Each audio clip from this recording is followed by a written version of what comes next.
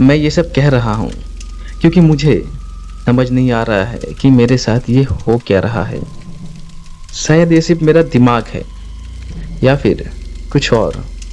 मैंने पहले कभी ये सब किसी को नहीं बताया, लेकिन अब लग रहा है कि अगर मैं ये शेयर नहीं किया तो शायद मैं खुद को ही कन्विंस कर दूंगा कि सब कुछ नॉर्मल है, जबकि कुछ भी नॉर्मल नहीं है। अगर कोई ये सुन रहा है तो प्लीज़ पूरा एंड तक सुने। शायद आप मुझे बता पाओगे कि मैं पागल हो रहा हूँ या फिर जो मैं देख रहा हूँ वो सच है। मेरा नाम मेंशन करना ज़रूरी नहीं है। मैं 23 साल का हूँ और पिछले 6 महीने से मैं अपनी माँ के साथ एक पुराने घर में रह रहा हूँ। पापा की डेथ 2 साल पहले हो गई थी, हार्ट अटैक। तब से माँ थोड़ी चुप सी हो गई थी, लेकिन इतना भी नहीं कि मैं डर जाऊं। सब कुछ नॉर्मल था, या कम से कम मुझे ये लग रहा था कि सब कुछ नॉर्मल है। फिर एक दिन एक छोटी सी बात हुई। मैं रात को पानी पीने के लिए उठा। टाइम करीब 2:30 बजे होंगे। घर में पूरा सन्नाटा था। किचन तक जाने के लिए मुझे लिविंग रूम से जाना पड़ता था और वहाँ मेरी माँ बैठी थी। अंधेरा था, सिर्फ विंडो से थोड़ी मूनलाइट आ रही थी। वो सीधा सामने देख रही थी, बिल्कुल हिल नहीं रही थी। माँ, मैंने धीरे से पूछा। कोई रिस्पॉन्स नहीं। मैं थोड़ा पास गया। माँ, आप ठीक तो हो? तब उसने धीरे से अपना सिर मेरी तरफ घुमाया और मुझे पता नहीं क्यों उस मोमेंट में मेरे अंदर एक अजीब सा डर आया।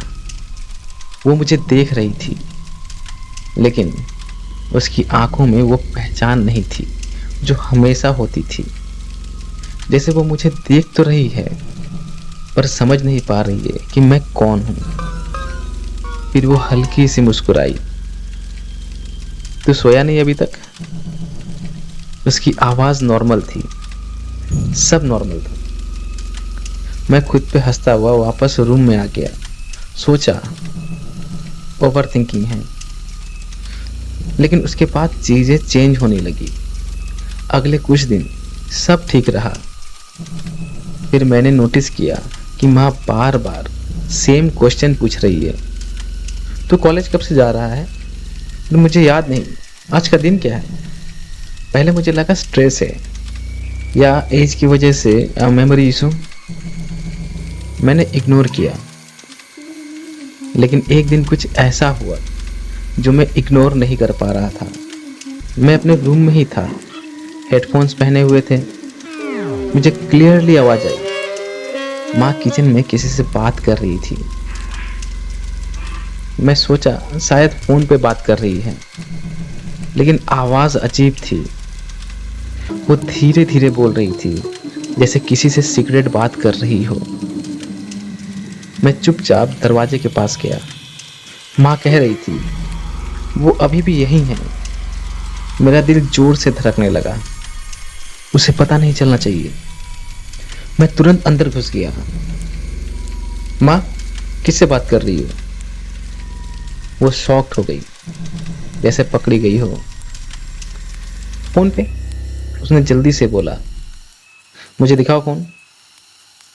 वो 2 सेकंड के लिए चुप रही, फिर फोन उठाया और मुझे दे दिया। स्क्रीन ऑफ थी, कॉल हिस्ट्री एम्प्टी। माँ, ये क्या है? वो गुस्से में आ गई।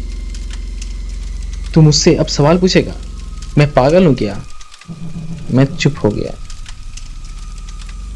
उस दिन के बाद मैंने पहली बार सीरियसली सोचा कुछ तो गलत है। फिर एक रात मुझे आवाज़ आई, मेरे रूम के बाहर फुटस्टेप्स धीरे धीरे घसीटते हुए। मैं उठ गया, डोर के पास गया, कान लगाया। कोई बाहर था और फिर एक हल्की सी खुरचने की आवाज, जैसे कोई डोर के नीचे से उंगली चला रहा हो। मेरा गला सूख गया। माँ, मैंने धीरे से पूछा। कोई जवाब नहीं। फिर एक हल्की सी हंसी, बिल्कुल धीमी और अजीब। मैं डर के मारे फ्रीज हो गया। 5 मिनट, 10 मिनट, पता नहीं कितनी देर तक मैं वहां खड़ा रहा। फिर सब चुप। मैं दरवाज़ा खोलने की हिम्मत नहीं कर पाया। सुबह जब मैं बाहर निकला, माँ किचन में थी, जैसे कुछ हुआ ही नहीं। माँ, कल रात आप मेरे रूम के बाहर थी। वो कंफ्यूज हो गई और बोली, नहीं तो, मैं तो जल्दी सो गई थी। उसकी आंखों में जेन्युइन कंफ्यूजन था। मैं डिसाइड किया कि मैं खुद चेक करूंगा। उस रात मैंने अपने फ़ोन का कैमरा सेट किया। सुबह उठ के मैंने रिकॉर्डिंग देखी। पहले कुछ नहीं था।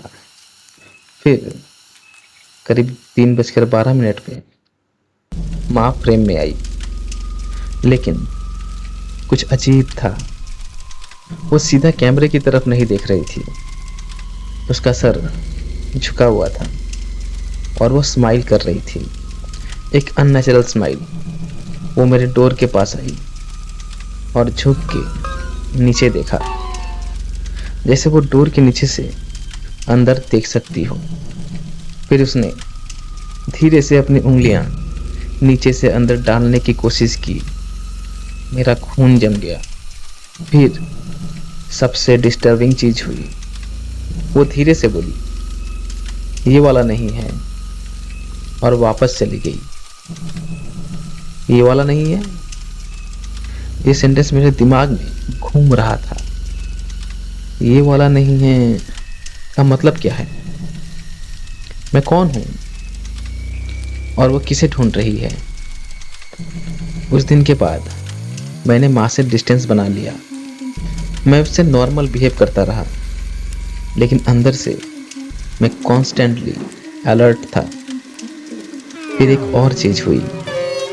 मैं बाथरूम में था, मिरर के सामने, और एक सेकंड के लिए मुझे लगा मेरा रिफ्लेक्शन मेरे साथ सिंक में नहीं है। मैं हाथ उठाता हूँ, रिफ्लेक्शन 1 सेकंड लेट करता है। मैं फ्रीज हो गया। फिर सब नॉर्मल हो गया। मैं खुद पे हंसता रहा तो पागल हो रहा है, लेकिन मैं गलत था। अगली रात मुझे फिर से आवाज आई।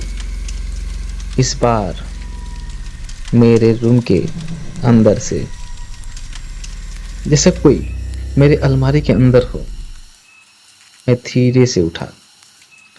अलमारी का डोर हल्का सा खुला हुआ था। मैं उसे बंद किया था। मैंने हैंडल पकड़ा। मेरा हाथ कांप रहा था। धीरे से खोला। अंदर कुछ नहीं था, लेकिन एक स्मेल थी, गंदी, जैसे कुछ पुराना सड़ा हुआ। और नीचे फ्लोर पे एक छोटा सा स्क्रैच मार्क, जैसे कोई अंदर से निकलने की कोशिश कर रहा हो। मैं टूटने लगा था। मैंने डिसाइड किया कि मैं घर छोड़ दूंगा, लेकिन उससे पहले मुझे सच जानना था। मैंने माँ के रूम में सर्च किया जब वो बाहर गई थी। सब कुछ नॉर्मल, जब तक मुझे एक पुरानी डायरी नहीं मिली, पापा की डायरी। लास्ट पेज में लिखा था, वो उसे पहचान नहीं रही। कभी कभी वो मुझे भी नहीं पहचान पाती। उसने कल रात कहा था, ये मेरा बेटा नहीं है। मैं डर रहा हूँ। अगर वो सच कह रही है तो मेरा बेटा कौन है? मेरा हाथ कांपने लगा। नेक्स्ट लाइन, अगर मैं कल सुबह उठकर उसे नॉर्मल देखूं तो मैं सब भूल जाऊंगा, लेकिन अगर नहीं तो मैं उसे रोकूंगा। लास्ट एंट्री, वो मुझे देख रही है, लेकिन जैसे मैं कोई और हूँ। दरवाज़ा बंद है, लेकिन वो बाहर खड़ी है और वो कह रही है, ये वाला भी नहीं है।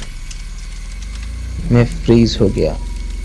पापा ने ये सब लिखा था उनकी डेथ से पहले? हार्ट अटैक या कुछ और? उस रात सब खत्म हो गया। मैंने डिसाइड किया कि मैं जा रहा हूँ। मैं अपना बैग पैक कर रहा था, तब मुझे मिरर में कुछ दिखा। मेरी माँ मेरे पीछे खड़ी थी। मैं तुरंत मुड़ गया, कोई नहीं था। वापस मिरर में देखा, वो अब भी वहीं थी, स्माइल कर रही थी और धीरे से बोली, तू कौन है? मैं भाग गया। मैं घर छोड़कर आ गया। अब मैं एक दोस्त के घर में रह रहा हूँ। मैंने माँ को कॉल किया। उसने नॉर्मल बिहेव किया, जैसे कुछ हुआ ही नहीं। लेकिन आज सुबह मुझे एक मैसेज आया अननोन नंबर से। सिर्फ एक लाइन, अब समझ आया तू भी वो वाला नहीं है।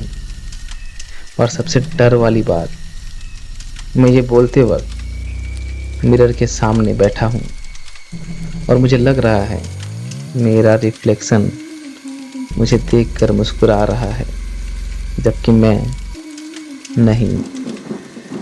अगर कोई ये सुन रहा है तो प्लीज़ बताओ, अगर आपको लगे कि आपका रिफ्लेक्शन आपको पहचान नहीं रहा तो आप क्या करोगे? ये थी द डार्क फाइल्स की एक और फाइल। अगर आपको हमारी ये स्टोरी अच्छी लगी तो हमारे चैनल को सब्सक्राइब करें, क्योंकि हर फाइल के पीछे एक खौफनाक सच छुपा होता है।